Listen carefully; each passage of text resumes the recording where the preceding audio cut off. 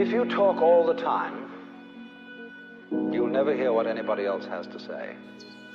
And therefore all you'll have to talk about is your own conversation. The same is true for people who think all the time. That means, when I use the word think, talking to yourself, subvocal conversation, the constant chit-chat of symbols and images and talk and words inside your skull. Now, if you do that all the time, you'll find that you've nothing to think about except thinking. And just as you have to stop talking to hear what others have to say, you have to stop thinking to find out what life is about.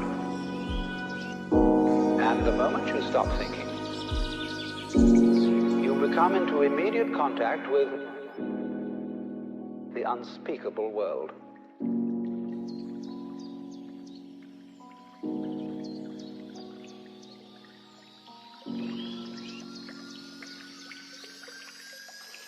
The force of liberation will blow the world to pieces.